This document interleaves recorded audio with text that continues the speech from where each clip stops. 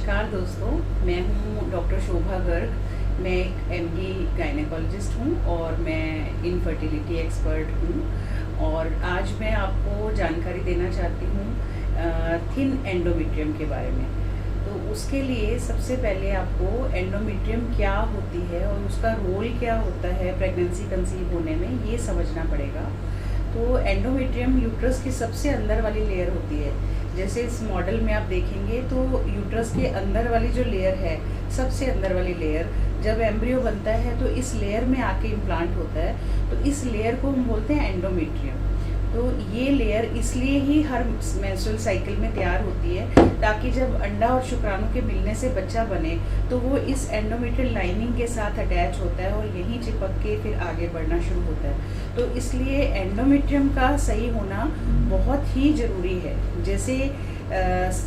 जैसे seed and soil वाला हिसाब है, यानी कि एक अच्छी फसल होने के लिए एक अच्छा बीज और अच्छी ज़मीन दोनों होनी चाहिए।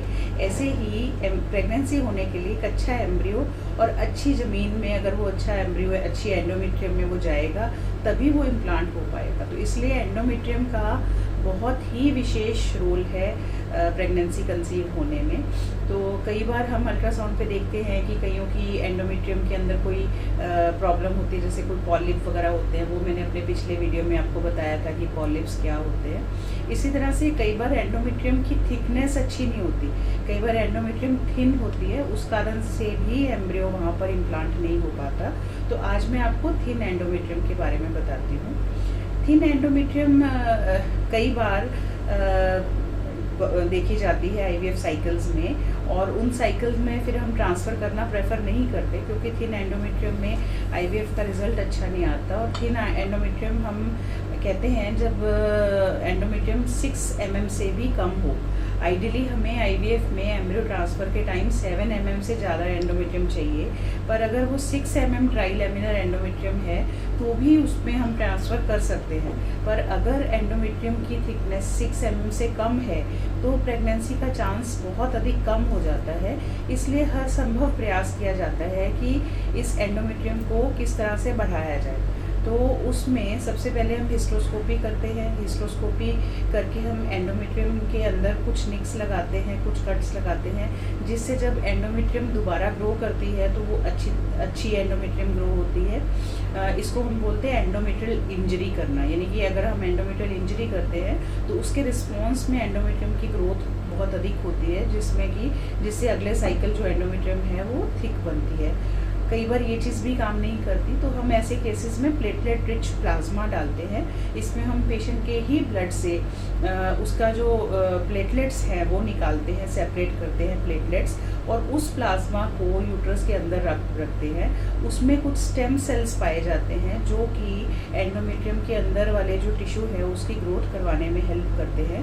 और बहुत सारे हमारे केसेस जो थिन एंडोमेट्रियम के थे वो पीआरपी इसको बोलते हैं, पीआरपी डालने से वो सक्सेसफुल हुए हैं। और ये तकनीक हमारे पास अवेलेबल है, बहुत सारे सेंटर्स में ये तकनीक अवेलेबल ही नहीं होती। तो ये तकनीक भी हम अक्सर आमतौर पर करते हैं जहाँ पे भी हमें एंडोमेट्रियम में कोई भी प्रॉब्लम थिकनेस से रिलेटेड मिलती है।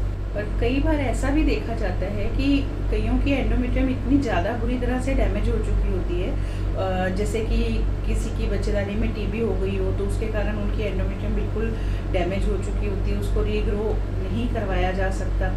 या कईयों की पहले ऐसी डीएनसी सफाई इस तरह से की जाती है कि अंदर से बहुत ज़्यादा मांस खुरच दिया जाता है, जिसके कारण उनकी बेजल लेयर एंडोमेट्रियम की डैमेज हो जाती है, तो उसको ग्रो नहीं करवाया जा सकता।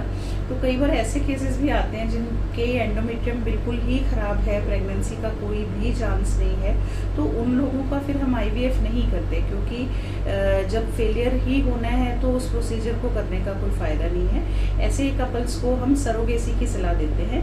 सरोगेसी में हम उनके एम्ब्रियोज किसी और लेडी की यूट्रस में रखते हैं, और वो जो बच्चा है जो उनके ही अपने स्पर्म्स और अंडे से बना होता है, वो उनको किसी और लेडी की हेल्प से उनकी यूट्रस में रखने से वो बच्चा उनको अपना प्राप्त हो सकता है। पर ये रिजॉर्ट सिर्फ आखिरी लास्ट कुछ केसेस में होता है जहाँ पे एंडोमेट्रियम बहुत ही ज़्यादा ख़राब है और सारे प्रयास विफल हो चुके हैं और कोई भी और रास्ता नहीं है। उम्मीद करती हूँ कि आज आपको एंडोमेट्रियम और उसका रोल समझ में आ गया होगा, और अगली बार हम फिर एक ऐसे ही विषय पर दोबारा उपस्थित होंगे। तब तक के लिए मुझे इजाज़त दीजिए। धन्यवाद।